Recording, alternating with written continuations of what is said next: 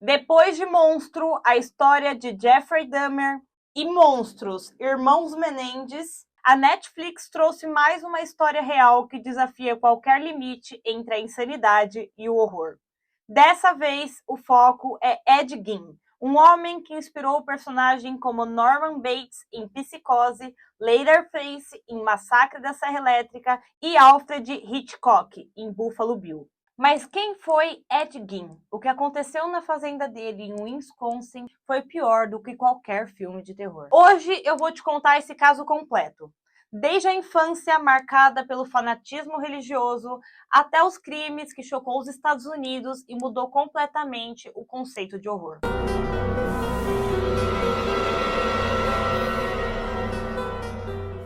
Mas antes de começar esse caso, deixa seu like, deixa um comentário também, uma nova sugestão de tema, temas que vocês queiram ver, casos reais, perturbadores. Se inscreve no canal, ativa o sininho, toda terça e sexta tem vídeo novo aqui para você, vídeo longos de casos bizarros, misteriosos. Então se você gosta disso, se inscreve nesse canal e bora pro caso, porque esse caso vai muito além do que a Netflix mostra. Para entender melhor o que transformou Ed Gein em um dos criminosos mais perturbadores da história, a gente precisa voltar lá no início. Ed nasceu em 1906 em La Crosse, em Wisconsin. O pai, George Gein, era alcoólatra e agressivo. Já a mãe, Augusta, era uma mulher extremamente religiosa que viu o mundo como um lugar de pecado e perdição. Ela acreditava que todas as mulheres, exceto ela, eram instrumentos do diabo. Ela repetia para os filhos todos os dias: o mundo é mau, as mulheres são impuras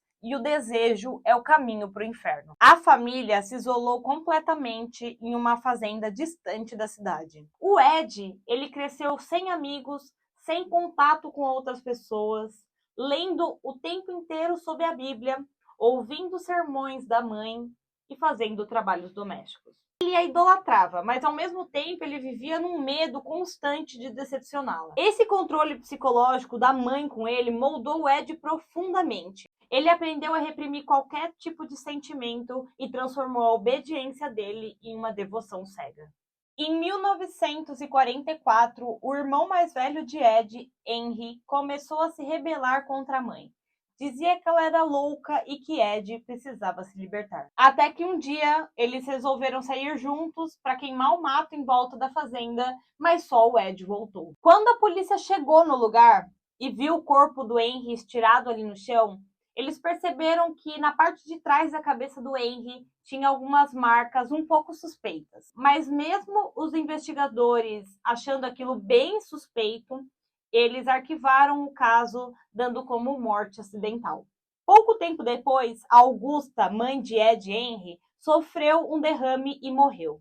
E foi nesse momento que o mundo de Ed desabou. Ele ficou completamente sozinho.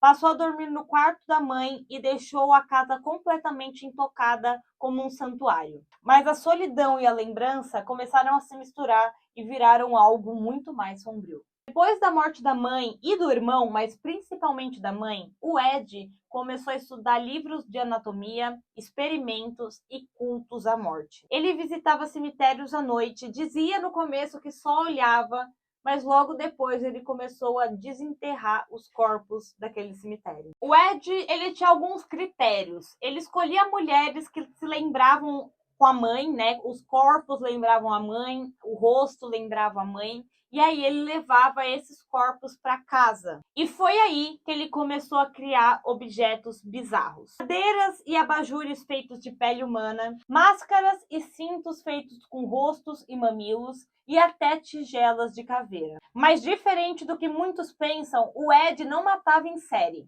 Até 1957. O Ed, ele dizia que ele entrava numa espécie de transe. Ele entrava como se fosse um surto, e ele não lembrava nada do que ele tinha cometido, dos crimes que ele tinha feito, de tudo que ele criava. Dizia ele que ele entrava como se fosse em transe mesmo e não lembrava de nada. Em novembro de 1957, a dona de uma loja local, Bernice Walden, desapareceu. O filho dela disse que o último cliente a visitar a loja foi Ed Gein. Ele viu o carro dele estacionado no estacionamento da loja. E quando foram até a fazenda dele, o que encontraram foi desesperador. As descrições dos policiais do caso, né, em relação ao caso, foram tão chocantes que alguns tiveram crise de pânico.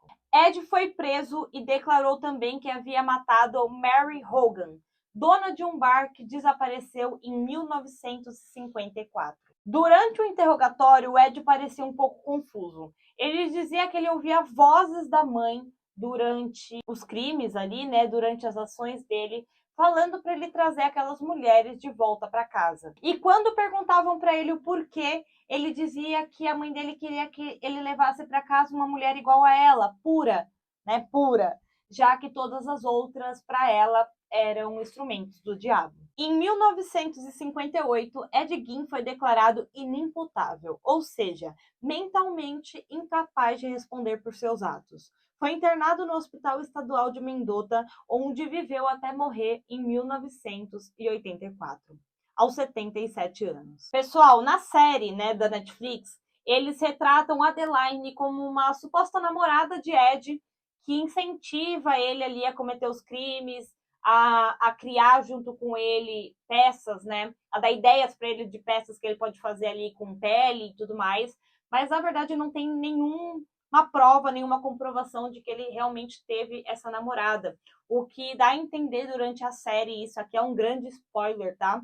E, enfim, é a forma que eu interpretei, é que a Adeline, assim como mãe de Ed, depois que morre, é como se fosse uma voz na cabeça dele, sabe? Uma dupla personalidade, uma voz, enfim, alguma coisa que é ali que incentiva ele a cometer aqueles crimes e, enfim, transformar tudo aquilo naquela bizarrice toda. Mas, de fato, não tem nada na vida real que comprova que teve uma namorada ali que incentivou ele, como é a Adeline na série. O caso de Ed Gein não inspirou apenas essa série. Também inspirou Psicose, inspirou o Massacre da Serra Elétrica e inspirou O Silêncio dos Inocentes. Mas o que a Netflix não mostrou com detalhes foi o impacto que tudo isso causou tanto na cidade, né, de Ed Gein, como nas cidades vizinhas. Escolas ficaram fechadas por dias, as pessoas mudaram de cidades, as pessoas que permaneceram nas cidades não saíam de casa com medo, estabelecimentos ficaram fechados, entre muitas outras coisas, por conta desse pânico total que as pessoas ficaram, porque Ed Gein, até então, andava pela cidade e ninguém suspeitava de nada. A fazenda de Ed Gein foi queimada misteriosamente antes de ir a leilão. Até hoje, ninguém sabe o que incendiou o lugar. Alguns dizem que foi um ato de justiça, outros que foi para apagar de vez a presença dele na cidade. O Ed, ele nunca mostrou nenhum arrependimento sequer por qualquer crime que ele cometeu. Ele dizia a todo tempo: a mãe ficaria orgulhosa de mim. E talvez esse seja, de fato, o lado mais perturbador de todos. É ele ser frio, completamente insensível e, enfim, achar que tá tudo certo de fato, é bem perturbador. Esse caso de Ed Gein mostra que coisas bizarras assim não existem só na ficção. Mas eu gostaria de saber de vocês se vocês acham que pessoas assim, né, como Ed Gein, nascem assim ou se tornam dessa forma pelo ambiente que vivem. E eu gostaria também de saber se vocês já conheciam esse caso antes de sair na Netflix. E se vocês têm mais informações, mais coisas para agregar aqui nesse vídeo, deixa aí nos comentários. Deixa também uma sugestão de outro tema que vocês queiram que eu traga aqui para vocês. Toda terça e sexta tem vídeo novo aqui no canal. Então se inscreve no canal, deixa seu like, ativa o sininho e até o próximo vídeo. Tchau!